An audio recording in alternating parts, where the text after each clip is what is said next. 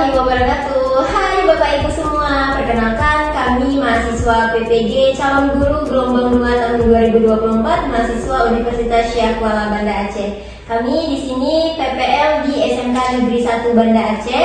Di sini ada saya Ahdania, lalu rekan saya dan Diana Inzani. di sini ada Ana Mariska. Maulianti. Oke, jadi di sini kita berlima mau ngebahas nih tentang desain UBD yang di dalamnya itu ada yang namanya where to. Nah, pada penasaran gak tuh apa sih itu where to dan gimana pengaplikasiannya dalam SMK Negeri 1 Banda Aceh. Nah, jadi sebelumnya nih ya, kita semua di sini mau ngebahas where to itu adalah dasar dalam desain perancangan pembelajaran. Nah, jadi yang mau kita bahas di sini tentang lembar kerja dari where to-nya sendiri di dalam desain perancangan pembelajaran. Nah, jadi di sini kita sudah sebelumnya melakukan wawancara ya kan teman-teman dengan kepala sekolah, dengan guru BK dan guru-guru yang ada di sekolah SMK Negeri 1 Banda Aceh ini. Dan hasil jawabannya akan kita tuangkan dalam podcast kita kali ini. Stay tune, tonton sampai akhir. Oke, nih Bu Ana, saya mau tanya tentang lembar kerja W, yaitu where is it going and why. Nah, pertanyaan pertama itu tentang apa sih tujuan pembelajaran di SMK Negeri 1 ini, Bu? Oke, baik. Nah, jadi saya akan bahas tentang lembar kerja W, yaitu where is it going and why. Nah, kalau W ini itu mencakup beberapa pertanyaan. Nah, yang pertama itu adalah tujuan dari pembelajaran. Nah, tujuan pelajaran dari setiap sekolah itu akan berbeda-beda. Ada yang SMA, SMK itu akan berbeda tujuan pelajarannya. Nah, dan khususnya kita akan bahas hari ini itu tentang di SMK 1 Banda Aceh. Di SMK 1 Banda Aceh itu memiliki 5 jurusan. Yang pertama itu ada perkantoran, animasi, akuntansi, pemasaran, dan DKV. Nah, jadi dari kelima-lima jurusan tersebut itu memiliki tujuan-tujuan pelajaran yang berbeda-beda. Misalnya nih, ada jurusan akuntansi. Nah, tujuan pembelajaran dari akuntansi itu peserta itu harus mampu mengelola keuangan ketika dia sudah tamat dari sini. Nah, jadi siswa-siswa itu dibekali dengan bagaimana cara mengelola keuangan, bagaimana cara dia mengelola data-data tentang keuangan, itu akan diajarkan di SMK ini. Nah, itulah tujuan-tujuan dari akuntansi. Nah, ada juga dari jurusan-jurusan lain seperti animasi dan DKV. Nah, mereka juga harus bisa mendesain seperti logo, ada juga seperti poster, itu pendek gitu juga. Nah, itu semua tujuan-tujuan yang harus dicapai di SMK ini. Dan juga dengan jurusan lain ada tujuan-tujuan tertentu. Nah, jadi tujuan umum dari SMK ini yaitu melahirkan peserta didik ataupun orang-orang yang mampu bekerja langsung ketika dia sudah tamat dari sini. Jadi mereka kerja di industri Iya, masing-masing. betul. Jadi mereka ada karakter dan ataupun ada kemampuan di bidang masing-masing dan itu bisa diterapkan di lingkungannya masing-masing nanti. Berarti sesuai dengan slogan di sekolah kita ini, SMK hebat, SMK bisa, gitu ya. Soalnya saya kemarin keliling-keliling sekolah lihat tuh pamfletnya SMK bisa, gitu. Berarti memang harus siap terjun setelah tamat dari SMK, dinilai punya kepiawaian atau kemampuan untuk terjun langsung di dunia industri. Iya, benar. Nah, lalu gimana ya Bu Ana posisi kemampuan peserta didik ini kalau dilihat dari tujuan pembelajarannya? Oke, baik. Nah, jadi kemampuan peserta didik ini dapat dilihat dari seberapa mampu sih mereka menguasai bidang-bidang mereka. Ada yang seperti jurusan keuangan tuh, bagaimana sih mereka mampu menguasai di bidang-bidang tertentu tersebut. Ada yang perkantoran, mereka harus mampu seperti di sini juga ada dilatih tentang resepsionis. Nah, mereka langsung diterjunkan langsung untuk menangani tamu-tamu yang datang ke sekolah. Itu salah satu cara bagaimana mereka dapat terjun langsung ketika mereka sudah tamat. Gitu. Terus kenapa tujuan pembelajarannya dirancang seperti itu? Oke, baik. Nah, tujuan itu kan, tujuan ini adalah dia tolak ukur dari sebuah pencapaian. Nah, dengan adanya tujuan itu, kita dapat melihat hasil yang ingin dicapai itu apakah terbentuk tujuan itu ataupun tidak. Apakah tercapai tujuan itu ataupun tidak. Nah, dengan adanya tujuan-tujuan ini, kita dapat melihat misalnya nih, yang di jurusan perkantoran. Nah, mereka kan dari sekolah itu kan tujuan mereka mampu mengelola bahan-bahan ataupun kinerja-kinerja di perkantoran. Nah, jadi dengan tujuan tersebut kita melihat apakah hasilnya itu dia dapat dicapai atau tidak. Jadi itu menjadi penilaian yang harus mereka capai sehingga guru-guru atau peserta itu tahu oh ini tercapai ataupun tidak gitu. Oh, berarti biar jelas gitu ya alurnya. Ini belajar sampai kapan, sampai yang di tahap mana mereka dinyatakan berhasil gitu ya kan Bu. Dan untuk menentukan unjuk kinerjanya itu gimana Bu di sekolah ini? Oke, baik. Untuk unjuk kinerja itu di setiap jurusan itu berbeda-beda. Misalnya nih di jurusan animasi, nah untuk kinerjanya itu mereka harus bisa membuat seperti pamflet, ada juga desain logo. Nah itu menunjukkan unjuk kinerja yang harus mereka capai di sekolah ini.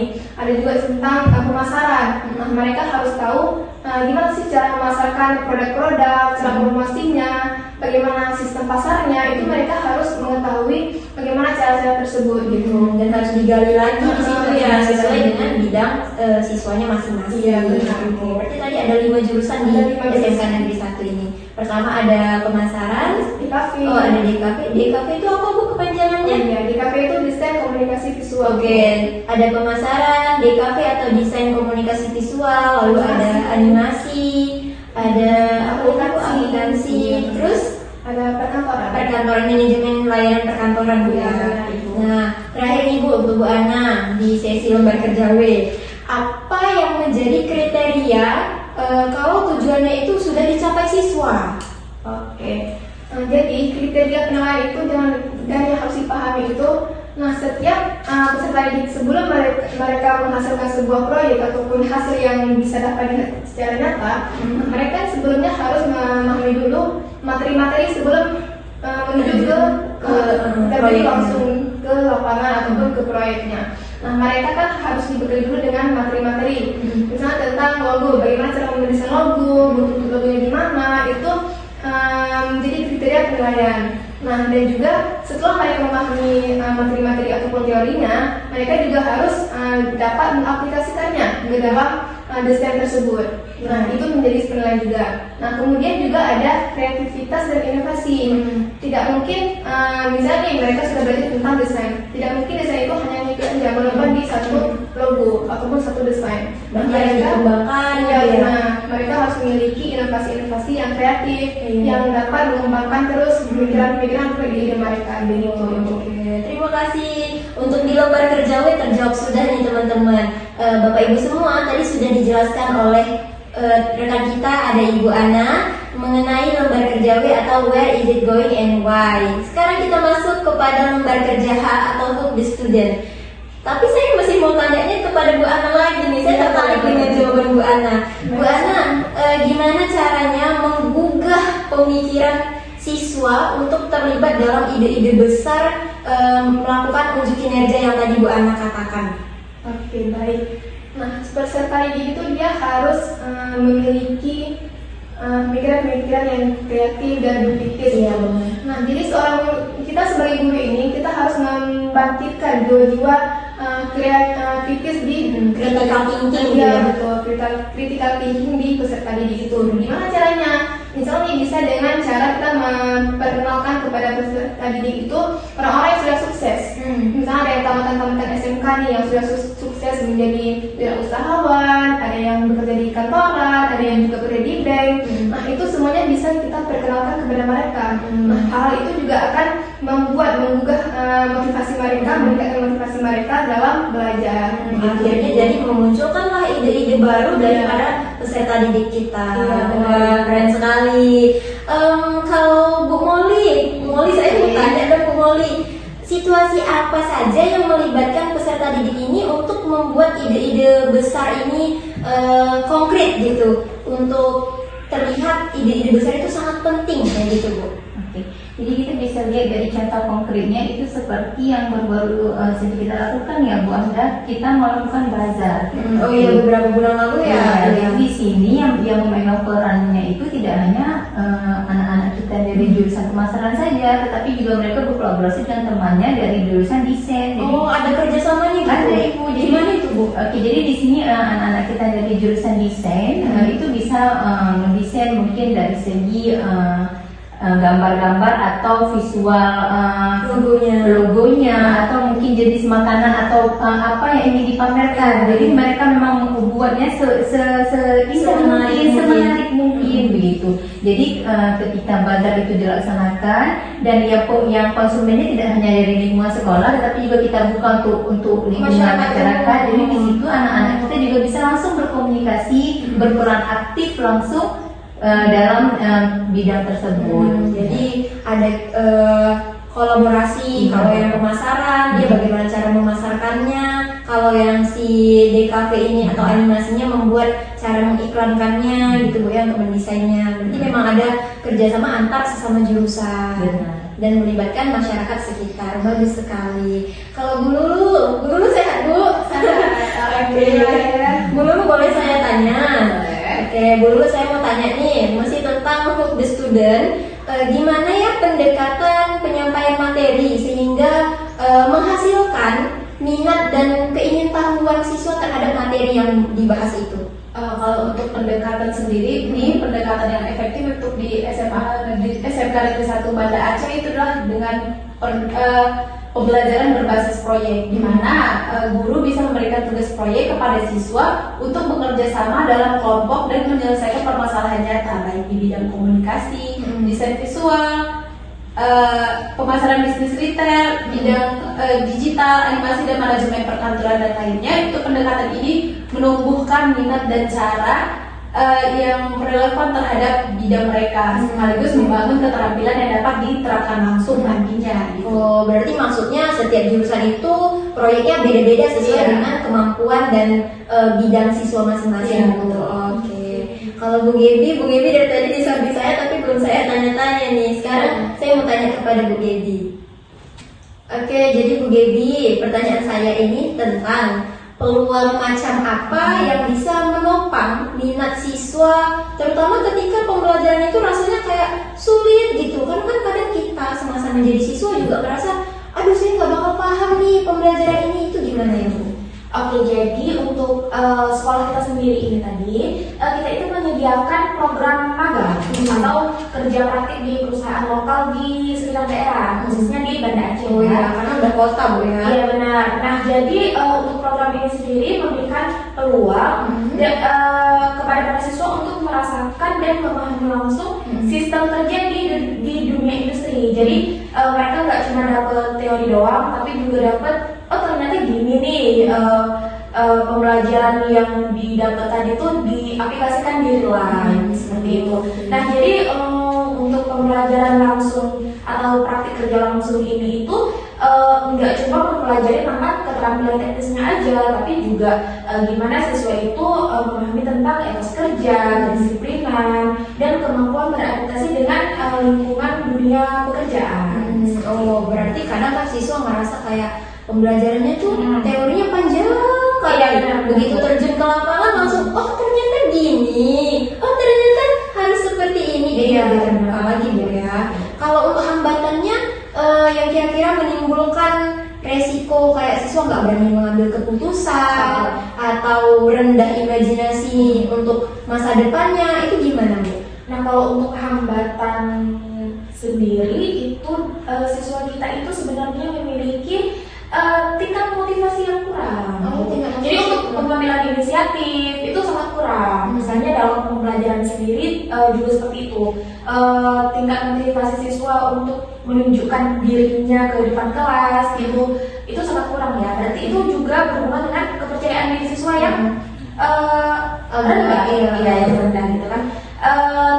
Mungkin ya kurangnya dorongan siswa untuk terlibat aktif dalam tugas atau dalam proyek ini bisa mengurangi kreativitas dan kemampuan siswa untuk mengambil suatu resiko. Terus gimana cara penyelesaiannya itu Bu? Nah, jadi di sekolah kita sendiri itu dilakukan upaya-upaya agar hambatan ini itu bisa diatasi dengan memberikan tantangan yang relevan gitu. Terus juga kayak menciptakan tujuan yang menarik serta memberikan dukungan dan dorongan yang terus-menerus untuk menjaga semangat dan motivasi siswa agar tetap stabil dan bahkan lebih tinggi. Oh, berarti kayak melalui apa namanya, reward atau afirmasi positif. Iya benar Bu. Itu Benar Bu. Jadi juga kayak misalnya, oh ini siswa ini mau munculin project ini nih, kelompok ini, jadi nanti dikasih kayak Ibu bilang tadi reward sama pihak sekolah. Gitu. Oh iya, baik sekali. Berarti memang sudah didukung, difasilitasi. Tinggal siswanya lagi nih yang memang harus menumbuhkan kesadaran dan semangat dalam Iya, dirinya. benar. Oke, terima kasih Ibu Gaby. Sama-sama. Kita menuju Ibu dulu. Maaf, Ibu Molly. Kita menuju Ibu Molly. Masuk pada lembar kerja E, yaitu explore, equip, dan experience. Nah, Ibu Molly, saya mau tanya, bagaimana ya caranya siswa ini terlibat dalam mengeksplorasi ide-ide penting dan pertanyaan penting gitu Bu, ide-ide besar dan pertanyaan penting. Oke, terima kasih Bu Anda. Jadi menurut saya di sini peran guru yaitu memfasilitasi anak-anak untuk supaya ide-ide tersebut itu tercapai, yaitu misalnya seperti saya katakan tadi, ada kerjasama antara anak-anak yang jurusan pemasaran dengan desain gitu kan. Jadi mereka bisa lakukan seperti tadi, yaitu bazar. Ya, di situ mereka bisa langsung mencari pengalaman seperti apa sih pemasaran di dunia nyata itu seperti apa begitu. Jadi tidak hanya produk-produk saja yang mereka tampilkan, yang mereka jual, tetapi di sini mereka juga mendapatkan pengalaman. Mereka bisa belajar bagaimana sih pemasaran itu seperti itu. Kalau untuk kegiatan belajarnya yang kayak gimana yang bisa menampilkan kemampuan puncak siswa. Jadi kayak kegiatan pembelajaran seperti apa yang bisa, oh ini udah paling maksimal nih gitu. Pembelajaran seperti apa itu Bu? Pekerjaan rumah dan pengalaman di luar kelas yang kayak gimana yang kira-kira ini diperlukan untuk siswanya gitu, untuk memperdalam pemahaman mereka tentang ide-ide yang luar biasa tadi. Oke, jadi pembelajaran seperti yang berbasis proyek gitu, atau anak-anak ini bisa kita bawa terjun langsung ke dunia industri pekerjaan ini, misalnya seperti anak-anak yang dari jurusan manajemen perkantoran. Jadi kita bisa bekerja sama dengan kantor-kantor tertentu yang bisa kita titip ke anak-anak kita di situ untuk magang. Ya, jadi di situ mereka dapat belajar langsung seperti apa pemasaran, seperti apa pelayanan bisnis, seperti itu. Berarti memang harus kerjasama dari pihak sekolah dengan tokoh-tokoh wirausahawan yang ada di sekitar sini ataupun perusahaan-perusahaan lokal di sini ya.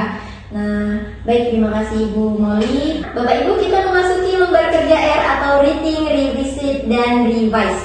Kali ini bersama Ibu Gaby, kita akan menanyakan bagaimana ya Bu, peserta didik ini dipandu untuk memikirkan kembali pemahaman tentang ide-ide penting. Tadi kan seperti pertanyaan yang dilemparkan kepada Ibu Molly, bahwa siswa itu setelah belajar secara teori ada proyek yang dihasilkan, dan ini gimana caranya dia setelah proyek itu dihasilkan siswa memikirkan kembali nih seberapa penting proyeknya itu gitu Bu.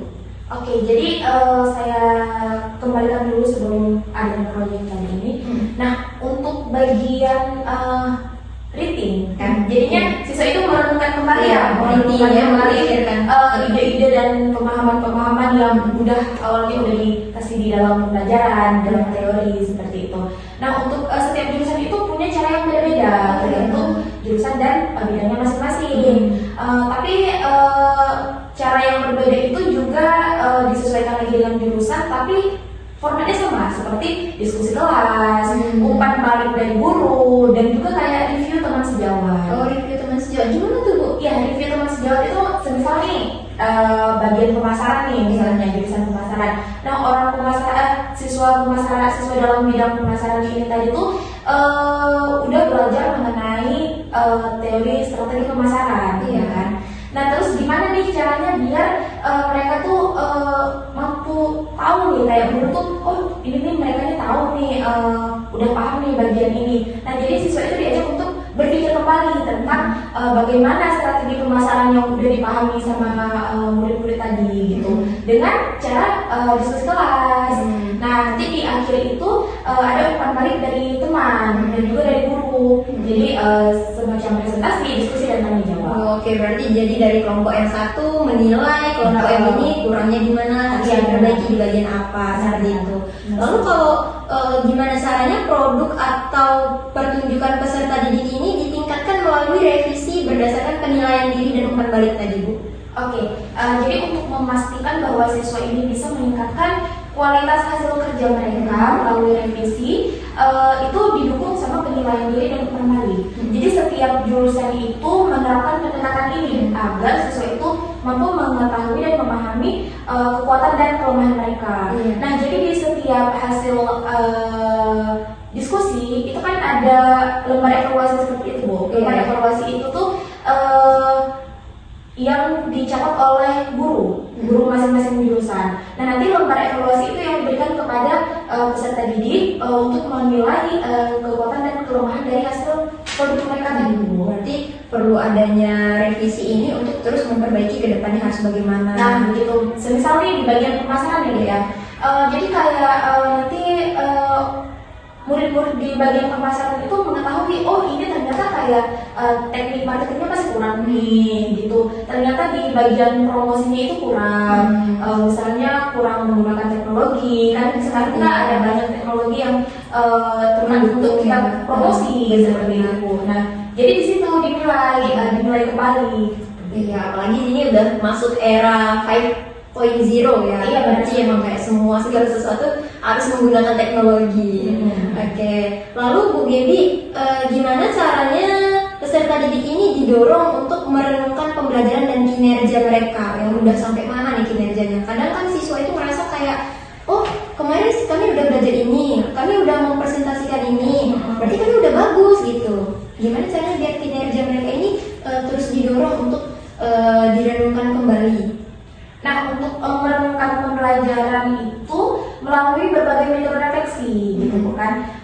Jadinya untuk metode refleksi ini ya kembali lagi ya umpan balik dari guru tadi. Nah, umpan balik dari guru tadi ya ada nih analisis SWOT tuh. Oh iya, jadi kayak strength, strength sama weakness-nya itu tuh ya di situ yang ditekankan. Soalnya di bagian strength-nya itu, bagian kekuatannya itu di situ yang lebih ditingkatkan, dan di bagian weakness ini ditutupin gitu. Oh, bagian yang kurangnya apa seperti itu. Dan itu berlaku untuk setiap jurusan. Ya, baik, terima kasih Ibu Gaby. Ya. Baik Bapak Ibu, kita masuk pada lembar kerja E, tapi bukan explore lagi nih, melainkan exhibit dan evaluate bersama Ibu Lulu. Nah, Ibu Lulu, kami ingin bertanya bagaimana caranya peserta didik dibimbing dalam penilaian diri, evaluasi diri, dan juga penyesuaian.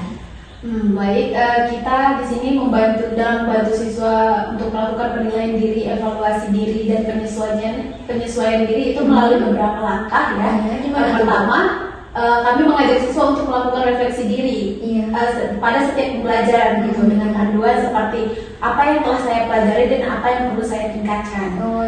Kemudian selanjutnya kami juga memberikan umpan balik kepada siswa tentang kinerja mereka di kelas.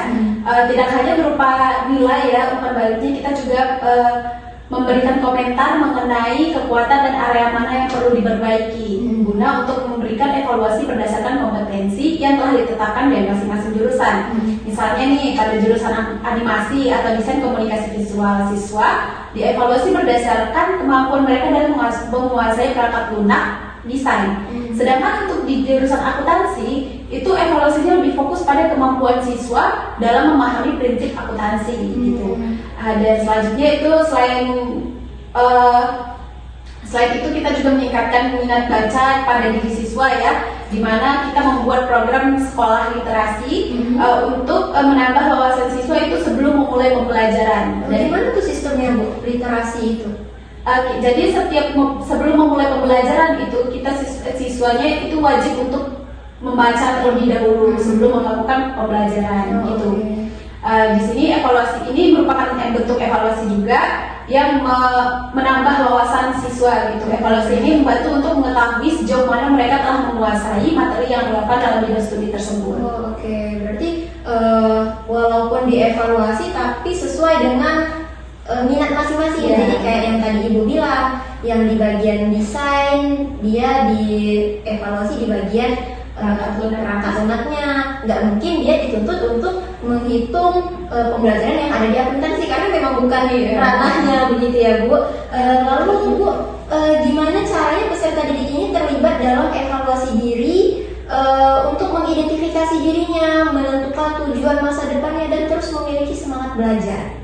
Baik, di sini untuk mengidentifikasi diri siswa di SMK itu diharapkan siswa itu mampu terlibat langsung gitu loh dalam mengevaluasi diri akhir dengan cara menyesuaikan diri dengan jurusan mereka. Iya. Di sini setiap siswa diharapkan mampu untuk melakukan refleksi terhadap keahlian dan pengetahuan yang telah mereka pelajari selama ini. Misalnya pada jurusan akuntansi, mereka akan merenung tentang pemahaman mereka dalam prinsip-prinsip akuntansi. Sementara siswa jurusan desain komunikasi visual itu mereka akan melihat sejauh mana mereka menguasai perangkat lunak desain atau keterampilan artistik yang mereka pelajari gitu. Selain itu untuk menetapkan tujuan masa depan mereka, juga siswa dibimbing untuk merencanakan langkah yang sesuai dengan jurusan mereka. Seperti halnya siswa jurusan pemasaran dapat menetapkan tujuan untuk penguasaan pemasaran digital. Selain itu, siswa animasi juga bisa merencanakan untuk mengembangkan kemampuan animasi tingkat lanjut, sehingga dengan merencanakan tujuan jangka panjang dan jangka pendek yang jelas ini, siswa diharapkan mampu memiliki arah yang jelas untuk masa depan mereka. Selain itu, untuk meningkatkan semangat belajar yang tetap terjaga, kami juga membantu siswa untuk melihat hubungan antara apa yang telah mereka pelajari dengan apa yang akan terjadi di dunia kerja yang relevan dengan jurusan mereka. Misalnya nih, siswa di jurusan manajemen perkantoran itu akan diberikan pemahaman tentang bagaimana keterampilan administratif yang mereka pelajari dapat diterapkan di dunia profesional. Di sini sekolah memberikan siswa kesempatan untuk berdiri di meja resepsionis sekolah agar mereka dapat mempraktikkan langsung pembelajaran yang selama ini diterima di kelas. Kemudian akan mendapatkan umpan balik yang berupa dukungan dari guru dan siswa yang didorong untuk terus belajar. Oh, berarti yang kayak siswa yang duduk di meja resepsionis di depan ruang kepala sekolah itu salah satu contoh nyata bentuk pembelajarannya gitu, Bu ya? Iya, itu salah satu bentuk implementasi yang didapat di kelas dengan terjun langsung gitu. Oke. Terakhir nih Bu Lulu, gimana siswa itu dibantu untuk melihat apa yang mereka pelajari dan mereka butuh untuk penyempurnaan lebih lanjut gitu, Bu?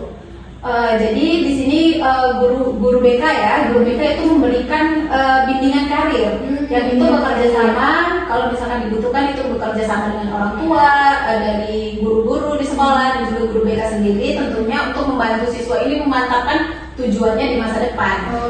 Selain itu juga sekolah itu pada kelas 12 ya Bu, kita itu ada PKL, praktik kerja lapangan. Nantinya semua yang pembelajaran yang kita dapatkan kan itu berupa teori ya. Nanti praktiknya itu langsung diterjun kepada misal di perusahaan-perusahaan atau perkantoran, itu akan dibagi ya anak-anaknya sesuai jurusan gitu. Oke, berarti berkelompok-kelompok ini ditetapkan di sekolah ini atau di industri ini, seperti itu ya. Oke. Baik, terima kasih untuk Ibu Lulu. Kita beralih kepada lembar kerja T atau Tailor to Student, Bapak Ibu. Di sini bersama Ibu Molly, saya ingin bertanya bagaimana ya mengakomodasi berbagai kebutuhan perkembangan, gaya belajar dan pengetahuan siswa serta minatnya siswa, tapi sambil tetap menjaga arah pembelajaran yang sesuai pada tujuannya.